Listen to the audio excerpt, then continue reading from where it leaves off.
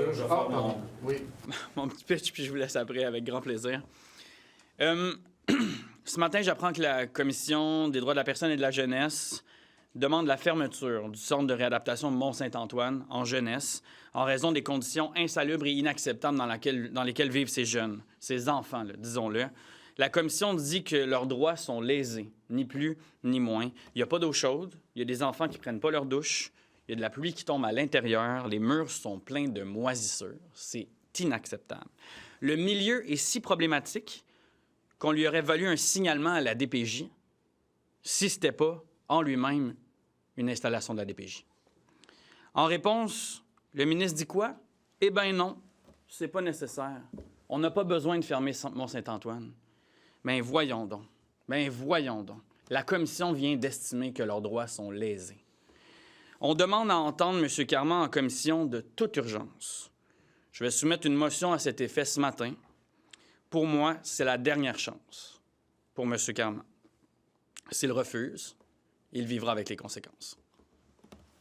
Hier, vous avez dit, concernant M. Carman, que vous étiez en attente de savoir si vous demanderiez qu'il démissionne. Vous l'avez entendu pendant 50 minutes hier. Êtes-vous plus convaincu ce matin qu'hier? Je ne suis pas plus convaincu ce matin qu'hier. Cependant, je vais être cohérent avec moi-même. J'y ai soumis une dernière main tendue, celle de venir s'expliquer puis de répondre aux questions des Québécois et des Québécoises en commission parlementaire. C'est ma dernière chance. C'est ma dernière offre. Ce matin, il y a une motion qui sera déposée à cet effet-là.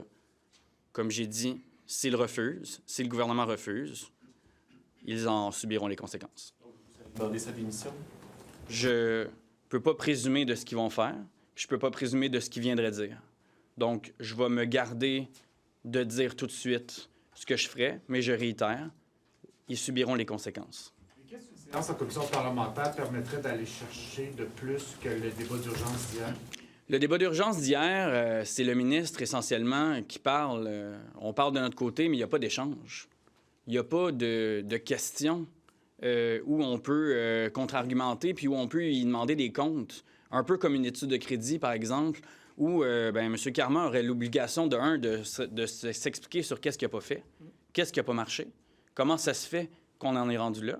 Puis de deux, qui nous déballe son plan, là, pas nous dire que dans 3, 4, 6, 8, 10 ans, puis le comité de suivi de rapport Laurent dit que ça va prendre 20 ans. On n'a pas 20 ans.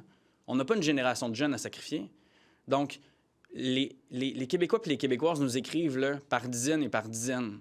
Ils ont des questions. Moi, ces questions-là, je veux les porter à M. Carman, puis je veux qu'il y réponde, pas qu'il fasse un monologue d'une 50aine de minutes.